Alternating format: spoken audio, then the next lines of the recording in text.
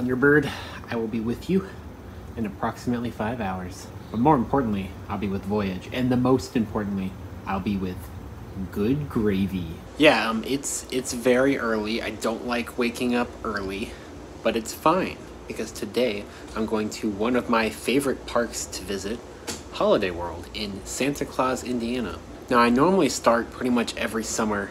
I start with a trip to Holiday World. That didn't happen at the beginning of this summer for a variety of reasons, primarily that I'm a lot farther away from Holiday World this summer than I would normally be. But something just hasn't felt quite right. I need to get back on the Voyage. So here I am at the end of the summer, about to make my first trip to Holiday World of the year. But I'm gonna go now because it's gonna be a long drive, about 5 hours, which for me, that's a pain in the butt. All right, I'm stopped for breakfast at a random McDonald's in Kentucky. Crossed the border a little bit ago. I don't know exactly when. I don't know exactly where we are, but it's fine. You can see all the green. The drive's been beautiful so far, up I-75 from Knoxville. The drive to Holiday World from Nashville was always one of my favorite theme park drives, and this one looks like it's going to be, or has been so far, pretty good as well. We've mostly just been out in the woods going through some mountainous terrain, which I much prefer, is much more interesting than just driving through like shitty suburbia. So I'm going to eat my sausage McMuffin real quick and get back on the road. So normally I approach this park from the west, but since I'm coming from a different direction today, I'm approaching from the east, and I just wanted to say the roads coming in from the east are really bad. They're not set up to handle the traffic coming into the park, as you can see, whereas coming in from the west has always been a complete breeze. And it kind of sucks, since one thing I did like about visiting Holiday World is you usually don't have to deal with traffic like this. You just cruise all the way in. Not the case if you're coming from the east, apparently. Hey look, it's Holiday World. It's a cool approach from this side. Fantastic. It's going to be another very crowded day, isn't it? Yeah, it definitely seems like it. I'm in like the absolute last spot with pavement, but it turns to gravel. And people are still coming in. So I am meeting Jason from Coasters and Things here today. We met up here last year, at the end of last summer, and it was also a very miserably busy day that didn't go how we expected, so hopefully today will be a bit better, maybe. What I'm deciding is he's gonna go in the water park to try to hit some of the water coasters right when the water park opens at 11, which is in about 30 minutes. I don't know if I'm going to join him for that or not. I brought swim trunks. I don't know if I'm feeling a water park right now, but maybe I am. I have to decide pretty fast here though. There's the iconic Holiday World water tower and the restrooms in the parking lot, a feature I think every theme park ever should have. And I'm going to take advantage of it because I have not peed in like 5 hours. I have to say, I've never seen the security line extend all the way through the tunnel under the road and out to the other side here, but that appears to be what we're dealing with right now.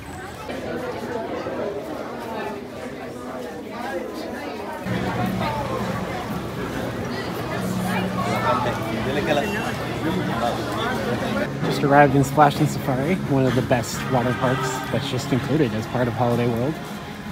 So I'm gonna put this stuff in a locker, and I'll be back after we've ridden some water slides, I guess.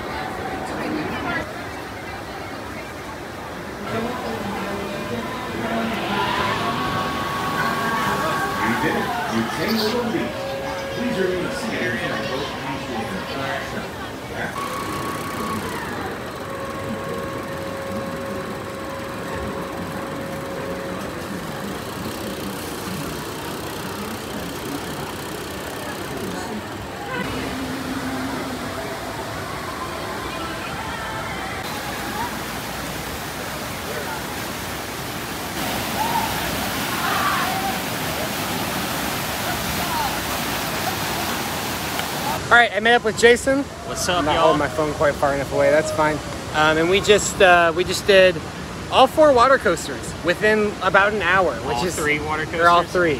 We did 4 water slides. That's why I said that. But 3 water coasters. That was incredible to actually get all 3 of those that fast. Yeah. Yeah. So we started with Cheetah Chase. That was just a lot of fun. You get soaking wet. It's not as intense, but it's just fun. Pretty much to do all 3 of them in a short period of time, you have to knock out Cheetah Chase first, right when the water park opens, because the other 2 have single rider lines. Cheetah Chase does not. Yeah. Also, Cheetah Chase is the newest, so a lot of people go there first. Yeah. Then we did Mammoth, which I think is honestly the strongest of the 3, and you would agree. Yeah, I do too. Because it's just wild. You're in a circular raft, so it spins. It feels like it shouldn't be legal. It feels it's crazy. And the final splashdown on that is insane. Yeah, I had my eyes closed for quite a bit of it because the water was just shooting into my face. Yeah. Then we were able to do Wildebeest as well. That was probably the longest water coaster wait, but it was still not bad. It was only like 25 minutes. Yeah, which for a water coaster here at Holiday World is crazy short. But Wildebeest is fun. Wildebeest and Mammoth both got new rafts this year, which is interesting. I think Mammoth is on like its 3rd set of rafts now. So that's something. They don't really ride any different, but it keeps it looking nice. Wildebeest is great, long ride, lots of airtime. I know. And then we did the big bowl slide after that, which I think is called Baluki or Bakuli. I don't even know how it's pronounced, but something. It's one of the big models, or big types that has the... It's like the family raft style instead of the individual tubes. It has the 4-person tubes instead of the 2-person tubes. Yeah, so that was fun. I wouldn't say it's really that much better than the single ones, I didn't think. I mean, it's bigger, but it felt pretty similar to me. We waited a little longer for it than we should have. Yeah, it was fun, but I don't think it's worth the wait. So we're gonna go ahead and head out of the water park now because everything's on a super long line now. Yeah. This water park gets slammed. If you want to do Splashin Safari, you gotta come like right when it opens. And pretty much dedicate a whole day to it. Yeah, or come like right before it closes, but know that you're only gonna get on like 1 or 2 things because it's gonna close. Yeah, that's what we did last year. That was a mistake. You can usually get a short wait then though for things still. So Mammoth has its own dedicated labeled observation deck area that you can walk up to and see the ride, which is pretty nice actually.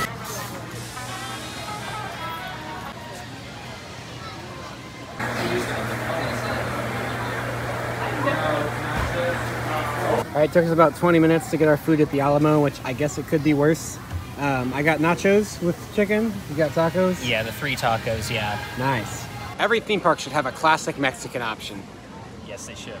Dollywood. We just finished our lunch at the Alamo, and over to the right you can see where their River Rapids ride used to be, and it looks like most of the theming structures for that are already gone.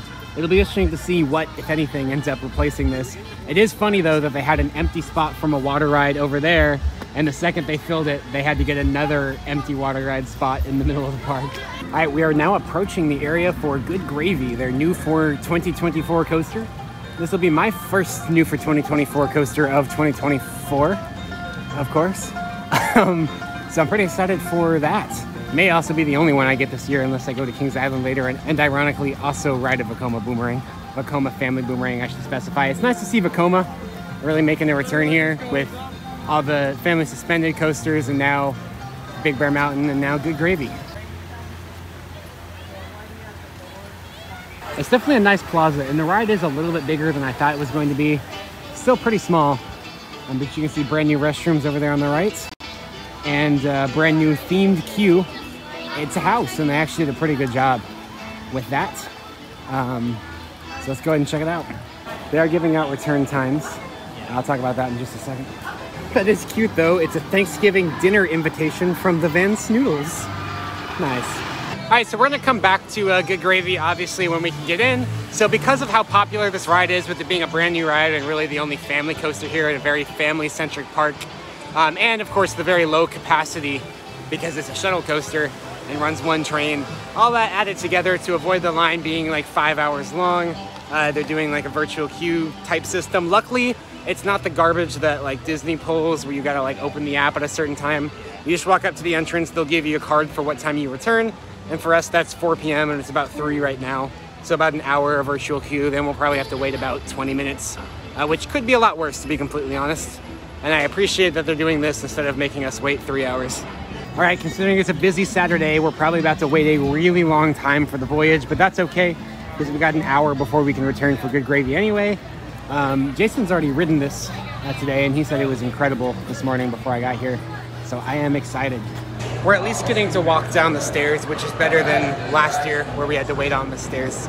But yeah, of course I've ridden this many times before. Of course it was incredible before, but apparently it's extra incredible. They've done a lot of the Gravity Goat pre-cut track, which I've enjoyed on the Beast and Racer and all the other coasters I've experienced with it. So yeah, so here's where the line's coming out in the downstairs basement queue, or as I like to call it, the dungeon. So there you go. It's marginally shorter than last year, and their operations seem to be better, so hopefully it's going to be a shorter wait than what we experienced last year. Safety check. The platform is clear. Voyage is clear to set sail.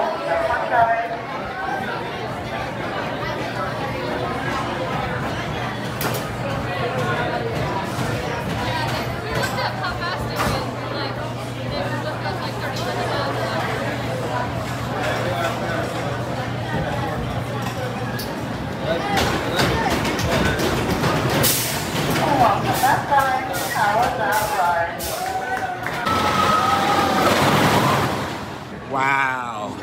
Holy shit. I think that's for me, that's the strongest that the airtime on that has ever been. There are just some crazy ejector pop moments, and it is running pretty smooth. There's still a few little jolts at some points, but you would expect that on a ride this big. It's hard to maintain, but you said it's even faster than this morning. Yeah, and right before the mid-course, I slammed into him so hard. Yeah, there was kind of a jolt right before the mid-course, but that one wasn't really a painful jolt. It was more of an airtime jolt. All right, and with that, it's our return time for Good Gravy. So we're gonna go do that now. Of course, that's not gonna be anywhere near as exciting, and actually my throat is actually pretty sore from how many times I yelled holy shit on that, so. Gee, Willikers, that's a new family coaster.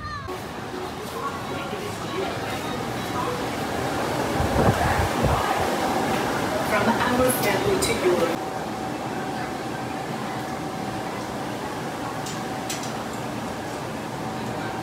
I actually got screens here. I think that's the first for Holiday World. So we just saw the living room, entering the main queue, which is just the rest of the house.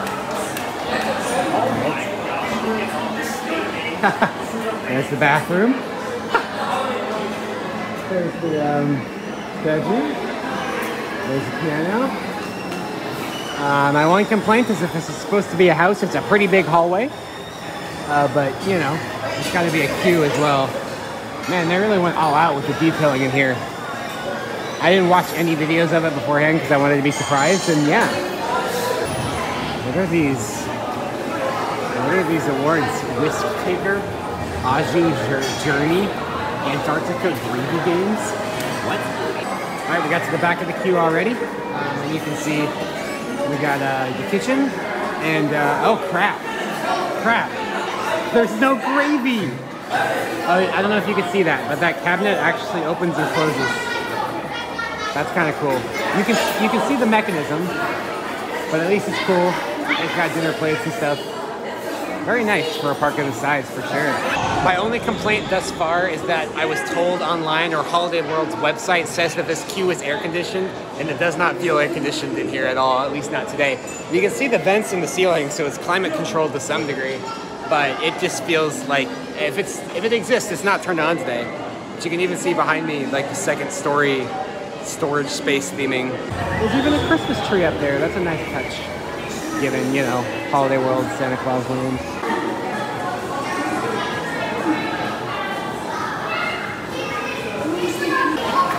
All right, looks like we're getting ready to go around the final quarter into the garage, because the theme for this ride is that, you know, they ran out of gravy, so we got to go out to the garage, hop in the car, go get some more gosh darn gravy. You can see yet another portrait that's a screen down there, which is cool. I guess he'll say something in a second.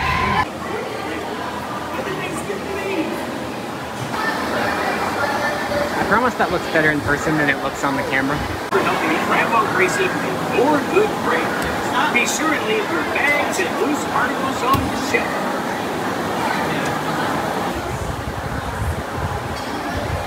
Now let's go get the gravy. Bye guys, still have 1 minute waiting to ride.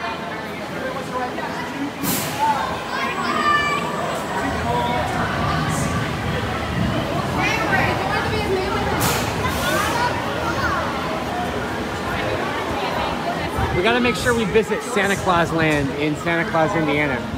Oh, wait a second.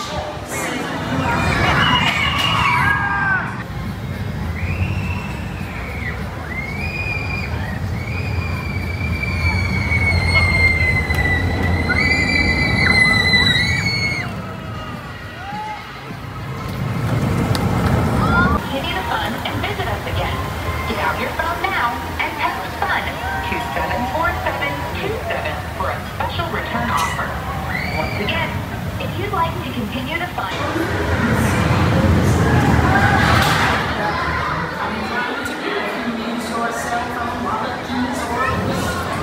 Welcome back to Water Park. Gee, Willikers, that was some decently okay gravy. What do you think? Yeah, pretty good, pretty good. That was our first family boomerang. Yeah, it's definitely, the elements feel very Big Bear Mountain-y, but without the onboard audio, it's, you know, it's not the same. It's obviously just the same trains and everything.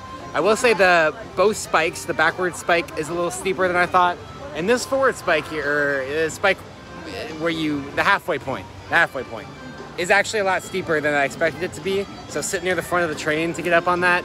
The rest of the ride, it's just okay, I would say.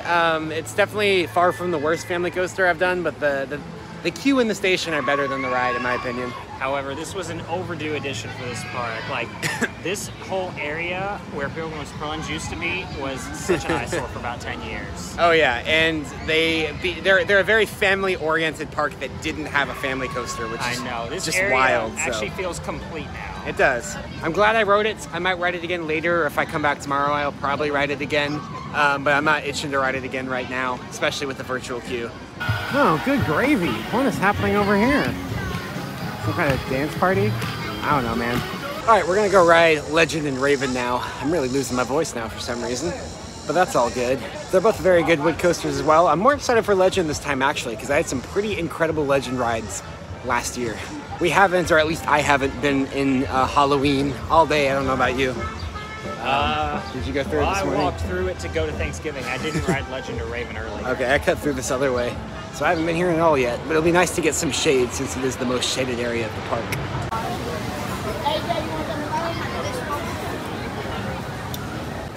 Very short wait today. Of course, there's some queue up in the station, but it shouldn't be too bad.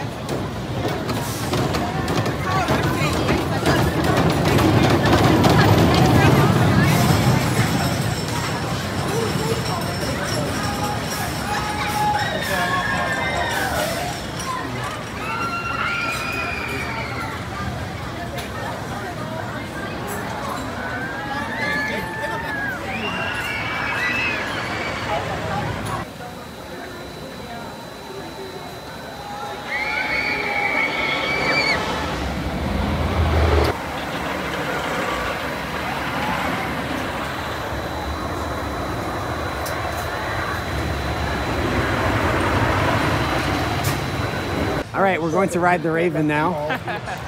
The OG, the coaster where it all started for Holiday World, going from a small, what was basically kind of an FEC to an actual theme park. It all started right here. Platform is clear, Raven is clear for flight. Enjoy your ride.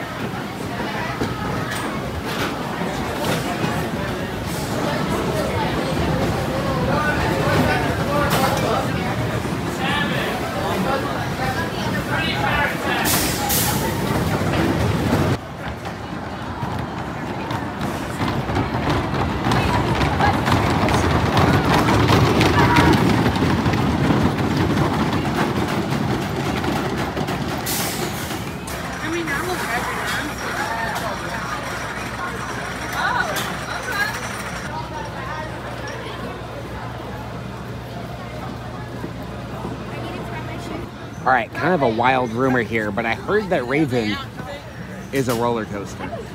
I know. All right, so we did both Legend and Raven. Those are both fantastic wood coasters. Would probably be the best wood coaster at most other parks, but it's hard to appreciate them as much when you have the Voyage right here. So anyways, we're climbing the Thunderbird Hill, which is a bit of a trek. Yeah, and the only thing up here is a swing ride. Yeah, and Thunderbird. I kind of like it though, because it's a nice little enclave, whatever. The nice little little island up here, and the theming and atmosphere up here is a step above most of the rest of the park. So it kind of feels like a nice little escape up here with Thunderbird.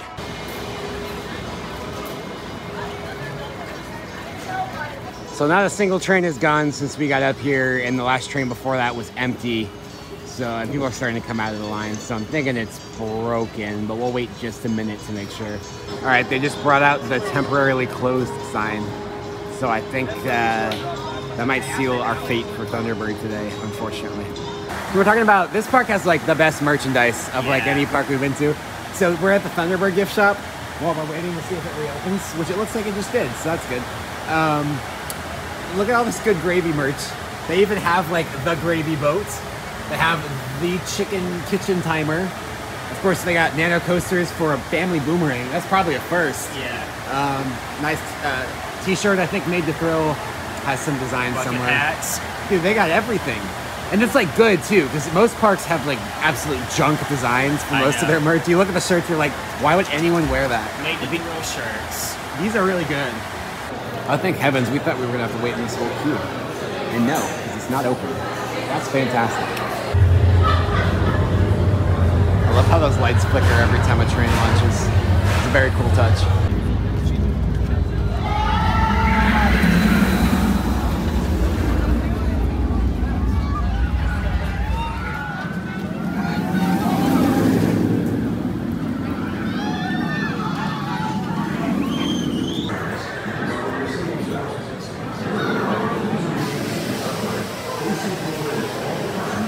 All right, we rode Thunderbird. We're on the wrong side because we went to check Goblet Getaway's line. It's a little too long right now.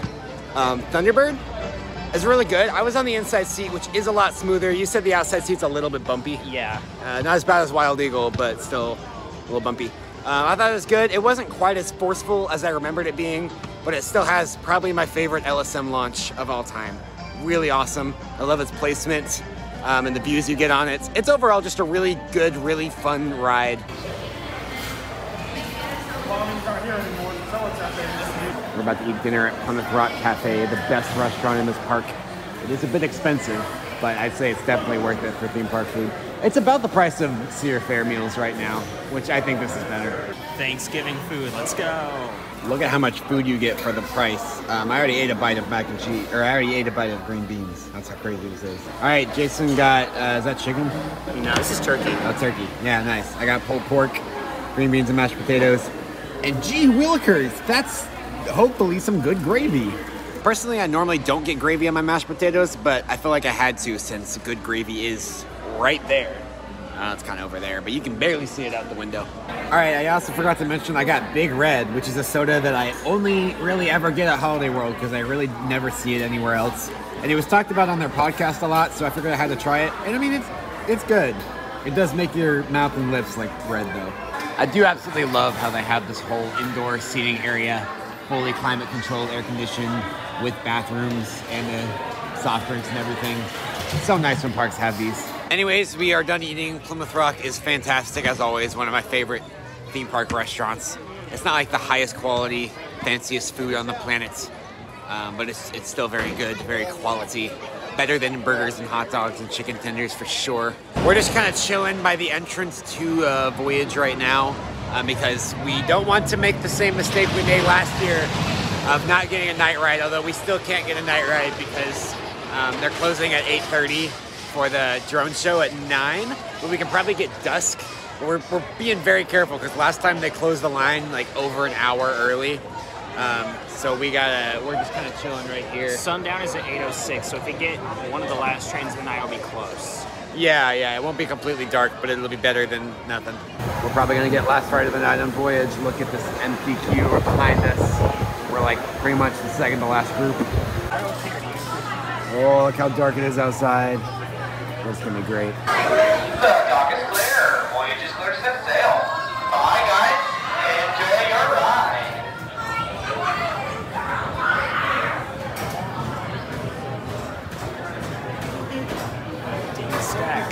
No stacking. Can't even see it. It's so dark. It's coming. There it is. We'll be on the next one after this. Look how dark it is out now. The light is fading from the sky. Welcome back, Silver. How was that ride? Holy shit. You can see the drone show going behind me, which is also incredible. But I was okay sacrificing that for one of the most incredible experiences on a coaster I've ever had. 2 back-to-back night rides on Voyage. Yeah, so we came back in the station and we didn't even have to ask. They were just like, you can ride again if you want. So I was not expecting that. Holiday World doesn't seem like the kind of park that would do that. The only times I've had experiences like that were on Air Force and Fury. This is the 3rd coaster I've been on where I got a double last ride of the night. So yeah, that was something else. My voice is dead, as you can hear. That is the last ride of the night, that one right there. Yep. One of our friends, Johnny, that we met earlier, is on that. So shout out to him. He didn't want to be in the video, but all good. There's their drone show over there. We won't be able to make it over to the party plaza where the main viewing area is, where I watched it in 2022. Yeah, definitely seeing it from Voyage is pretty incredible, the drone show. And they have easily twice as many drones as Dollywood does. This blows Dollywood's drone shows out of the water. I'm sorry, it just does. All right, I don't know if Jason's gonna head out or not. I might start to walk that direction, see if I can catch the end from closer to the main viewing area. But yeah, man, I'm still breathing from that experience. Well, Jason's gonna head out in just a second, so thanks for joining me today. Yeah. And then we can get our redemption from last year. I know. That was not an unfortunate visit. You can go watch that video if you want on both of our channels. Yeah, we got our revenge from last year. Yes, we did. So he's gonna head out. I might go over there and see the end of the drone show or whatever. Tomorrow I'll either be back here or more likely at Kentucky Kingdom, so watch out for that video. And of course, your coasters and things, check out his channel if you haven't before. He's got some good stuff as well. And until next time, Bye. all right, Jason be gone. I'm gonna go check out like the last 2 minutes of the drone show here. I don't know how long it is, but it's already been going for like 10 minutes. We got the beginning on Voyage, which was pretty incredible. Because like right as we went down the first drop is when the big Holidays in the Sky banner popped up. So it's pretty perfect timing, it's fun. I think my view is actually getting worse the closer I get here. Okay, I think this is probably the finale of it. So up here's the entrance to the party plaza, which is where the main viewing area, but it's kind of a long walk in there, so I might end up missing the end of it.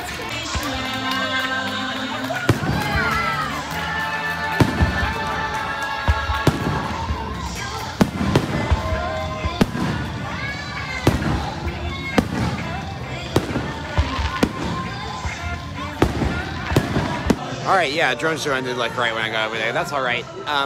It is a much different drone show I saw, because we saw a good part of it from Voyage, the lift hill and the brake run.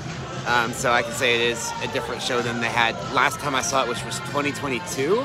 So 2 years ago, I think that was the first year they had it. And yeah, it was great then.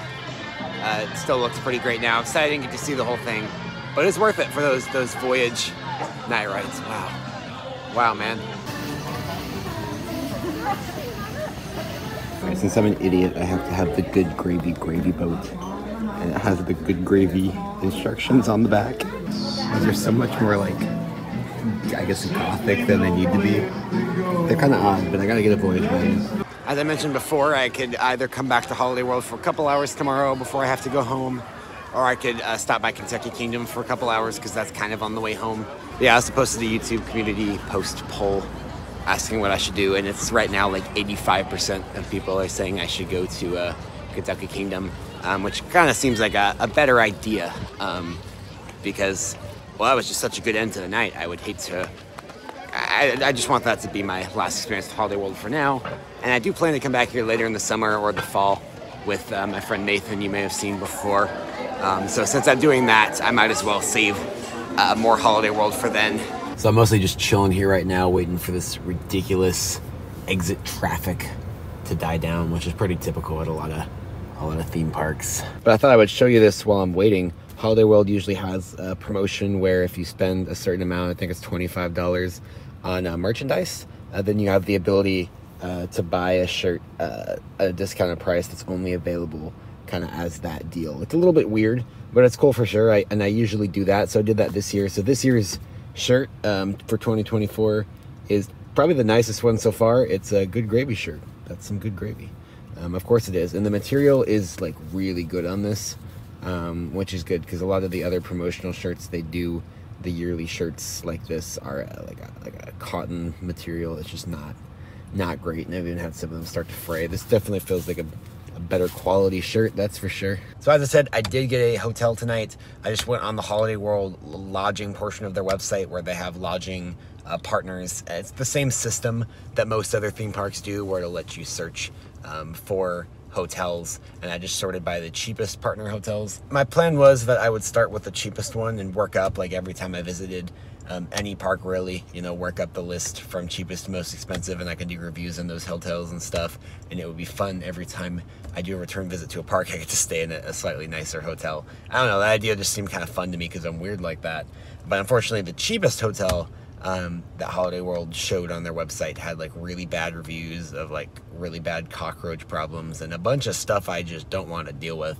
So we'll see if I'll be brave enough to review that one eventually. But for tonight, I have the a Quality Inn in Lewisburg, Kentucky, which had it was the cheapest hotel that had okay to decent reviews. Kind of all of them were like 4 stars, great place to stay when you visit Holiday World, which is exactly what I needed.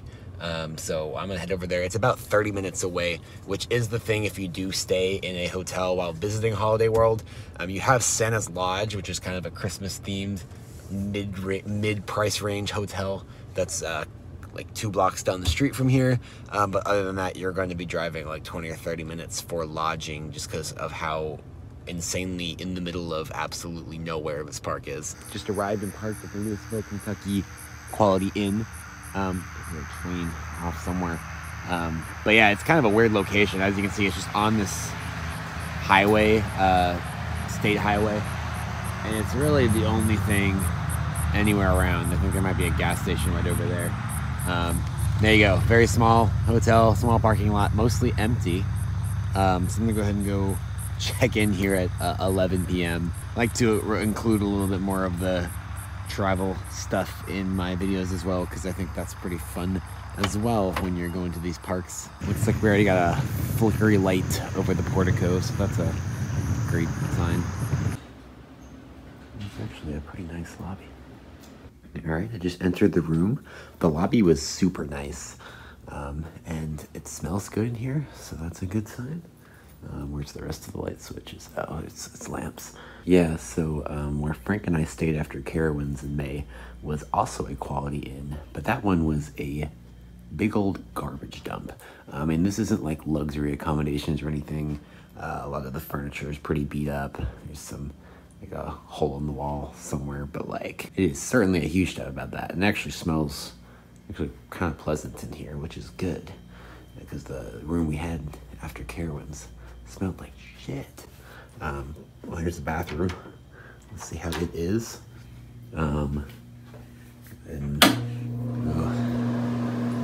It does smell not great in here. The rest of the room's fine. Over here, we've got our view into the parking lot. Isn't that beautiful?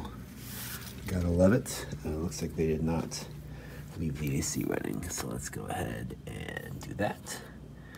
It's just a PTAC unit, which is what you would expect somewhere like this. So we don't get auto fan speed. That's kind of weird for a unit like this. So it moves in increments of 2. So we got 62 to 60. Whatever. That's interesting. I am quite pleasantly delighted that this Quality Inn is just so much better than the one that Frank and I stayed at in Charlotte across from Carowinds. Again, the location here is a little weird, but I'm still mentally recovering from that amazing 2 Voyage night rides. That was so good. I'm gonna have to really think about where that ranks overall for me. I'm thinking number 2, but possible number 1 candidate. It just still has a few little jarring moments that aren't you know, quite so smooth, a little bit painful. So that's the only thing really preventing me from kicking it up to #1 right now. And overall, Holiday World is just such a fun park to visit. I am kind of sad I decided not to go back tomorrow, but I'm sure I'll be back there later this year. Good Gravy was fun. I probably want to wait till I have a chance to ride it again before I do a review video on it or anything. I didn't get a ton of off-ride footage, but that's definitely one where the queue line is definitely more interesting than the ride is. I don't ever want to be somebody that's shitting on family coasters, because family coasters are important,